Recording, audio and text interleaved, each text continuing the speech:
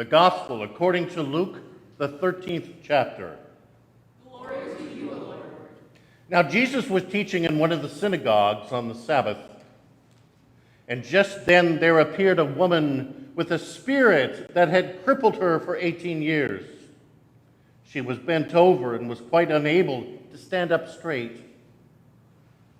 When Jesus saw her, he called her over and said, "Woman, you are set free from your ailment." When he laid his hands on her, immediately she stood up straight and began praising God. The leader of the synagogue, indignant because Jesus had cured on the Sabbath, kept saying to the crowd, "There are 6 days on which work ought to be done. Come on those days and be cured, and not on the Sabbath day." But the Lord answered him, saying, "You hypocrites, does not each one of you on the Sabbath untie his ox or his donkey from the manger and lead it away to give it water?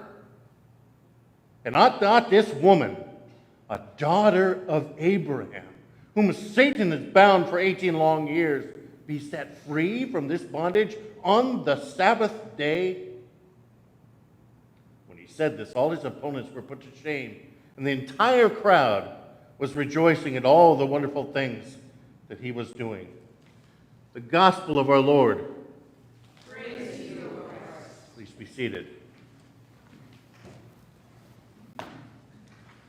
Imagine, if you will, waking up one day and feeling a weight upon you.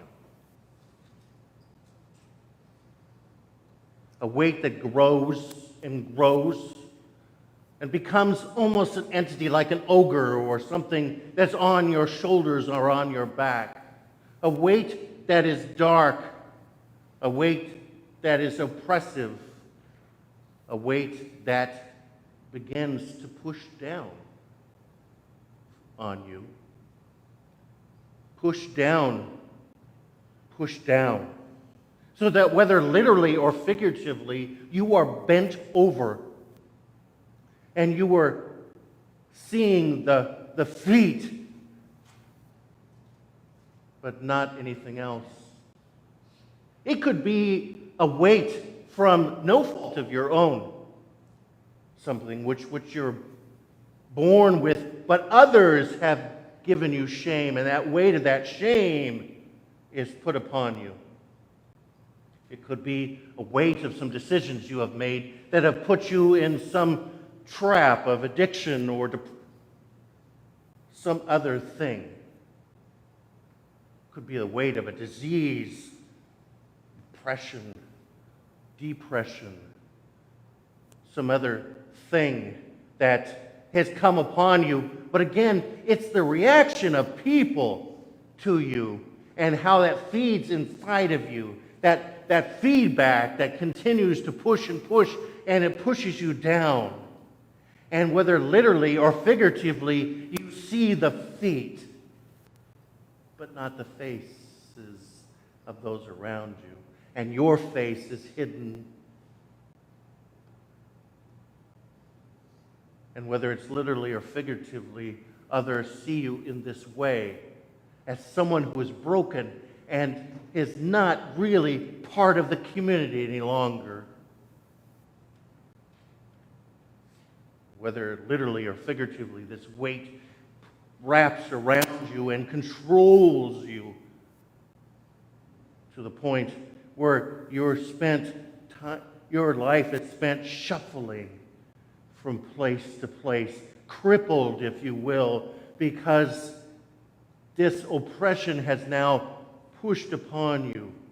And whether it's people's reaction to you or your feedback to it, it has a hold on you. This weight pushes and pushes and pushes and becomes the dominant force in your life. Because it is the language, it is the voice that tells you who you really think you are. Unworthy. To look at faces, you look at feet. You look at dust. And whether literally or figuratively, that's what people want for you. Imagine now, for 18 years, feeling that oppression in your life, maybe longer. But imagine for 18 years looking at feet and dust, not faces, not feeling connected at all, but being outside, pushed outside, felt outside, shuffled outside. In Jesus' day, the synagogues were divided by male and female. The males sat up front, and the women sat in the back.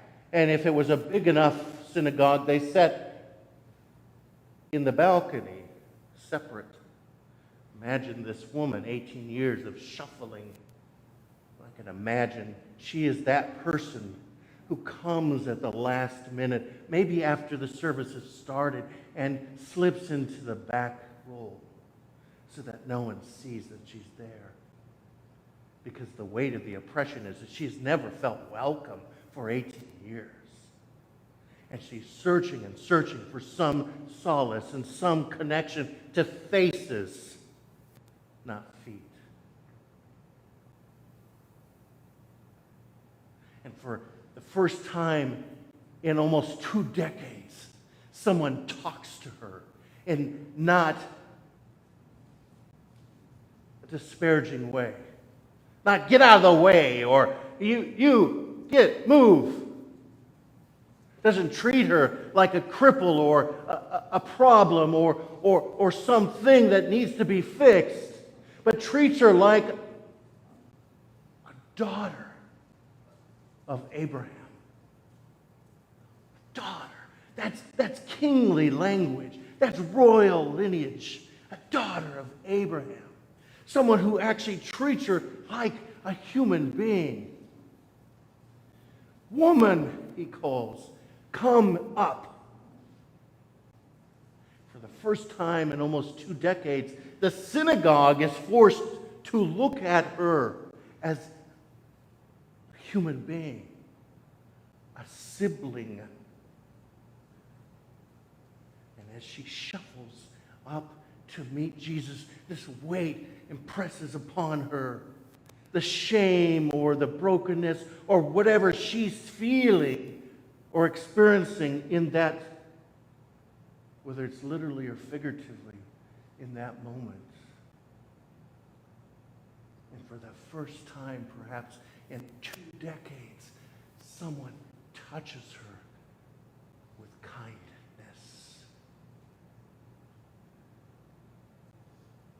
And the ogre leaves.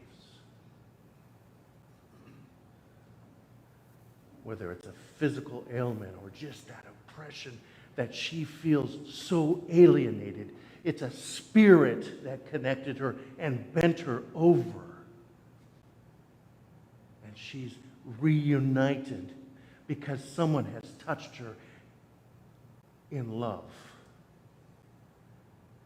And she sees faces again. That person touches her and bends down to see her in the face and says, "Woman, this ogre is no longer who you are, and it no longer controls you, but you are beloved by God, and that's what defines you." And whether it's literal or figuratively, this oppression leaves.